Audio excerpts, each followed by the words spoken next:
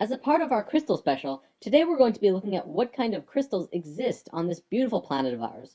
We've looked at how they work, as well as what you can do with them, and now we're going to look at some crystals that are more commonly used in crystal healing and energy work, so that you know exactly what kind of crystals are best suited for helping you on your path to ascension, as well as the shapes and forms that they come in.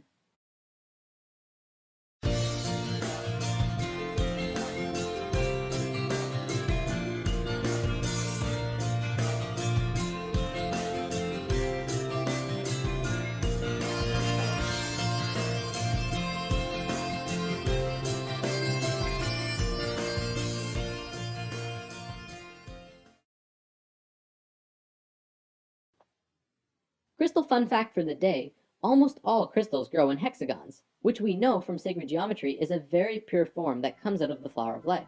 Supposedly, though, there is a very rare crystal that grows in a star tetrahedron or Merkaba form. I've never seen pictures of it, but if anyone out there has information or pictures of such a crystal, I would love to see it, and we could show it to everyone on Spirit Science. Okay, let's start with crystal formations. When a crystal grows on a base called a matrix, it forms what is called a crystal cluster. They generally look something like this and emit a massive amount of positive energy into an environment. They're great for having around your home or workspace. Most crystals grow terminated, which means pointy on one end like this. Sometimes you can find double terminated crystals, which grow in clay pockets instead of on a matrix. They are pointy on both ends and emit energy from both sides. Geodes are another great formation for having around the house. These are mineral products of volcanic bubbles. Very powerful.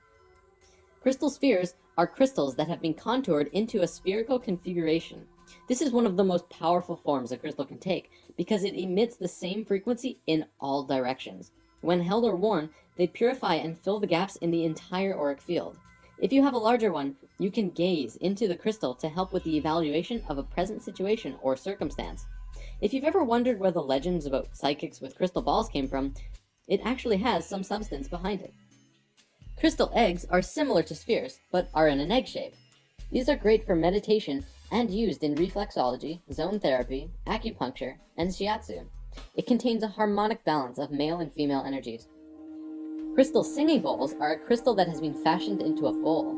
You play it by moving a mallet around the outer edge, and it creates an absolutely beautiful sound. If you haven't ever heard one of these before, you have to hear it in person. The sound resonates through your entire body at so many frequencies at once. It's amazing. Palm crystals are wide, oval-shaped pieces, which are great for meditation. You can get crystal pendulums, which are dowsing tools for following your intuition. The basic idea is that you hold it in your left hand and ask yourself a question, and allow the pendulum to swing.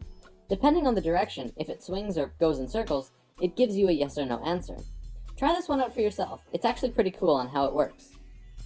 Phantom crystals are very cool.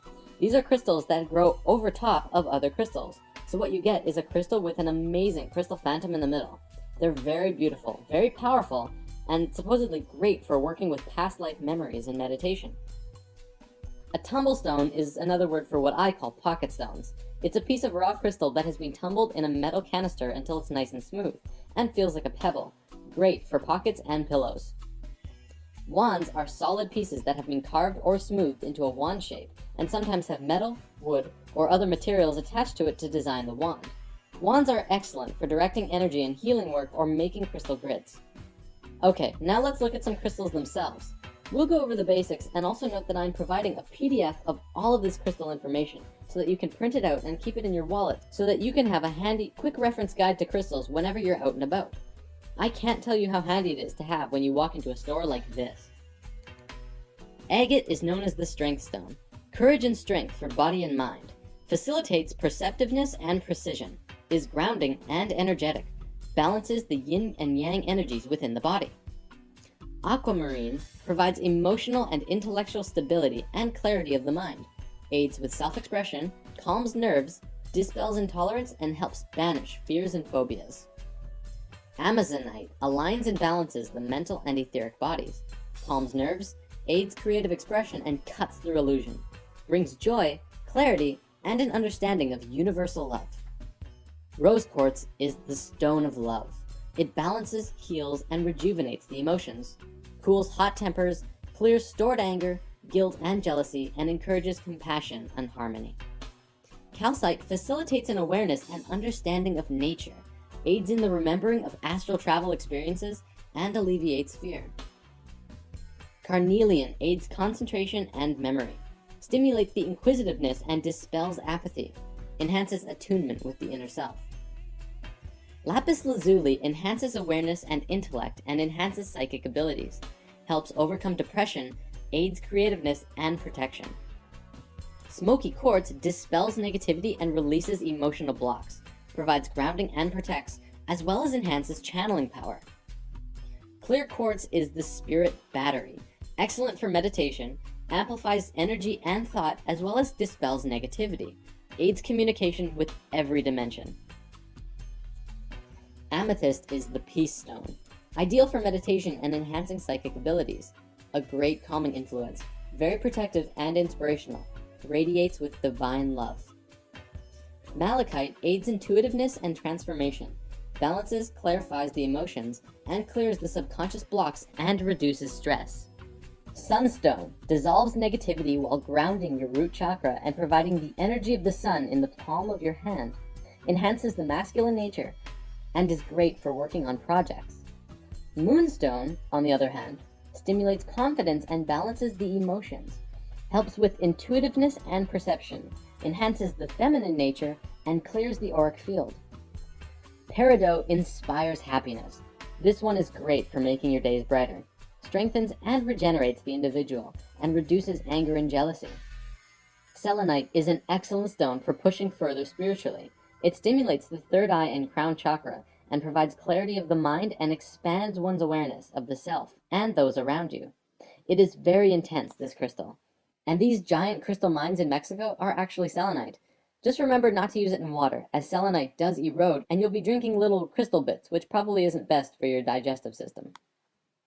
Citrine is the stone of abundance, joyous, warm, and energizing, raises self-esteem, stimulates mental focus, and aids the enlightenment with the higher self, attracts and maintains abundance. Kyanite is a fantastic stone of alignment and strength. It never needs to be cleansed or charged in the sun. It grows in long, fibrous strands, and that's what it does to your energetic body. It strengthens and aligns all of your chakras to each other. Obsidian grounds and protects against negativity, aids in the understanding and clearing of subconscious blocks. Tourmaline is the protection stone, wards off fear and negativity and protects on all levels, enhances inspiration and encourages self-confidence and understanding. Sodalite rationalizes and aids clear thinking, bringing clarity and truth, enhances communication and creative expression. Tiger's Eye brings cheerfulness and optimism, enhances clarity of thought, balances the yin-yang energies, and helps soften stubbornness. Now, what we just looked at were a very basic and simple understanding of all of these crystals.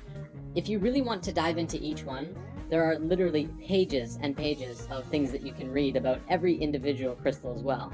The different properties they have, the energies they hold, the frequencies they emit, and the structure of the crystal themselves, and why it's relevant. There's a lot more that we can go into, and by Googling each one of these crystals yourselves, you can also find tons of more information about these crystals. Well, that about wraps it up for this episode. See you next week, where we shall discuss Orgonite and tower busting.